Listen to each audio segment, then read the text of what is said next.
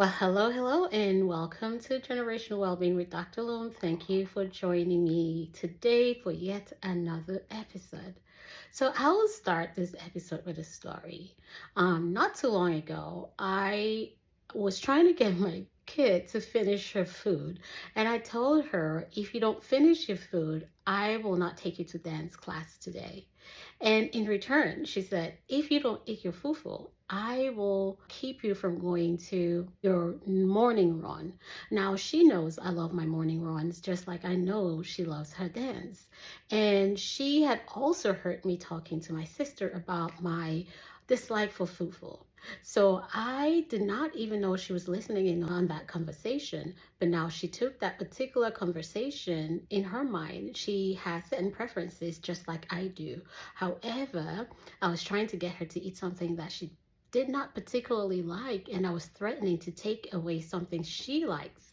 And she used the same thing on me. So I was like, okay.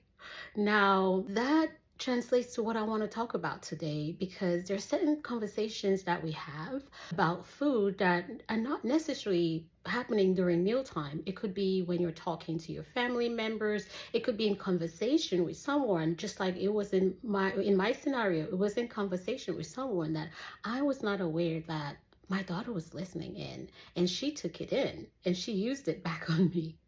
So there are certain languages, there are certain things that we say or talk about food that may be making our kids picky eating habits even worse.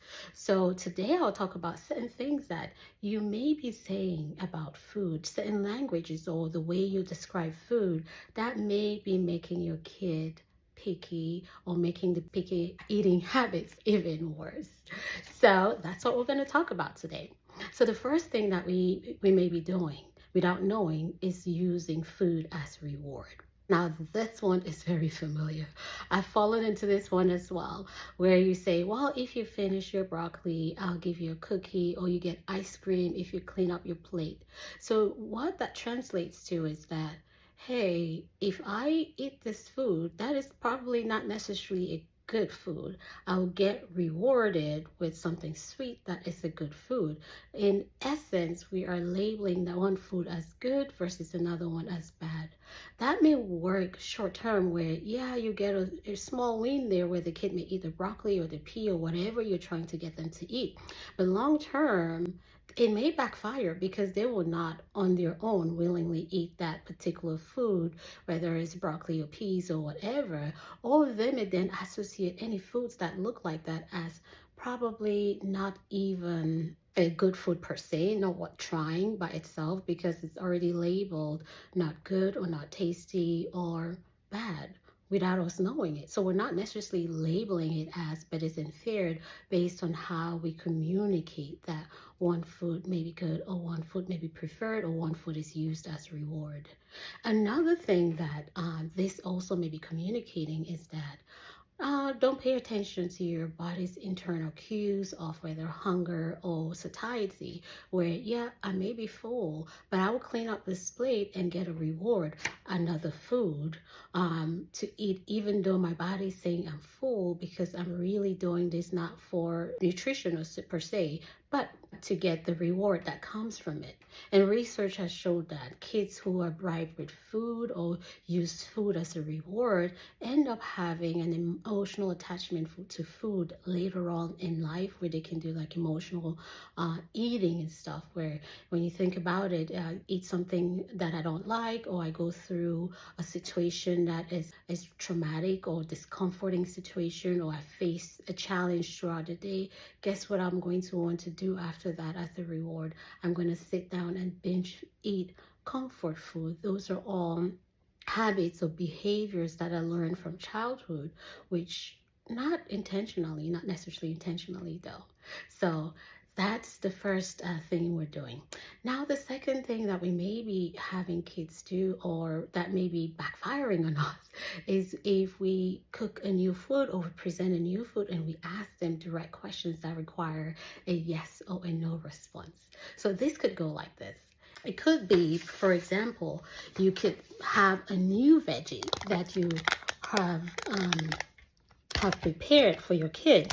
And then in your attempt to figure out if the kid likes it or not, and we immediately look at the kid with expectations, asking them, do you like it?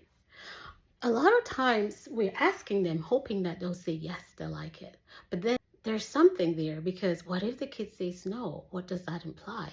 If I say no, are you going to stop giving me the food? Or if I say yes, are you going to make me eat this food for a long time? Because I told you, but you said you liked it that time, right? So they're playing this through their minds like, yeah, I just tried this. Yes, it may be okay, but I'm not willing to commit long term to really eating this food. So they may end up saying no. And when they say no, that kind of backfires, because then they don't want to try it. Because if I keep resisting it, eventually mom is going to get tired and not offer it to me again. So rather than asking, do you like it? You may ask, what does it taste like? How does it feel in your mouth? Or you can ask to have a game where both of you try the same foods. I wonder what this is going to taste like.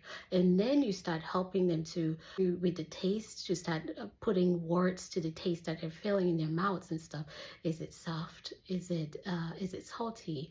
Is it sweet? Is it sour? And all of those things, where they start learning those different tastes and sensations and textures together with you. Then it's fun, because we're both trying it at the same time. And it could be like, I'm not used to it. I don't particularly like this taste of stuff. And rightfully so, because like I had explained in the first example, everybody has their own preferences. Another thing we do with this as well is, you can ask again another yes or no questions. Do you want to eat peas, or do you want to eat carrots? It could be a no. And if the kid says no, what are you going to do about it? If you ask, do you want to eat carrots? And the kid says no, are you going to respect that no? If that answer is a no, or are you going to force them to eat it? Which if they say no and we proceed to have them eat it again, that means that their yes or their no does not hold any value or any meaning. You're going to do what you want them to do anyway. So instead of asking again those yes no questions, you can give them choices. Would you want to eat peas or carrots today? So they're going to pick one, but they have the choice, because again, kids love that control. They want to be a part of it. So you give them the choice. So you're giving them some control, and you're not asking a yes or no question. They can pick one or the other, making sure that both choices you're presenting, you'll be okay with it. Or you can ask, do you want me to serve the peas, or do you want to serve the peas? So give them options where at least they have some sort of control with the mealtime or with the foods, but within certain boundaries that you put in place, where you're respecting them, and you're teaching them that their options or whatever choice they make is okay, and you're following through with your words and respecting them as well. Finally, the other thing that we may do that may be backfiring with us too, is hiding foods, right? Sometimes it's frustrating when you keep trying the same foods and they keep saying no, no, no, no, no.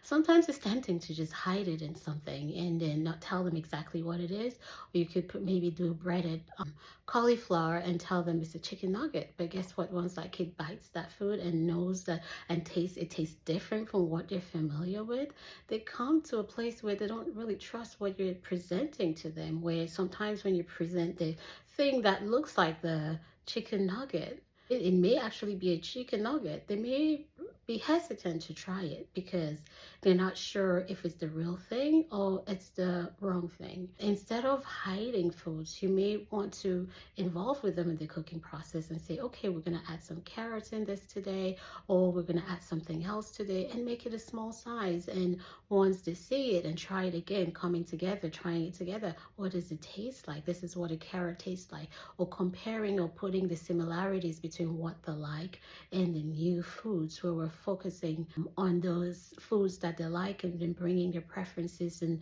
looking, this one tastes salty, what does salty taste versus what does sweet taste versus what does something else taste. So, and then finally, mealtime you want is a time not only to to eat or whatever they're eating, but it's a time to bond and connect. So all of these tips are ways that you can introduce these new foods, give them some kind of control, and also use as an opportunity to teach them and to bond and to connect. And try not to talk only about foods at mealtime too, because sometimes that could be overwhelming too. You can make the connections with play and something else. You can make it with connections with their favorite characters and stuff, because it's an opportunity to get to know your kids. It's an opportunity for them to get to know you, and also an opportunity to connect. I hope this was helpful. If you'd like some more tips, don't forget to like, share, and subscribe and follow me. Thank you again for listening. Until next time, I am Dr. Loam.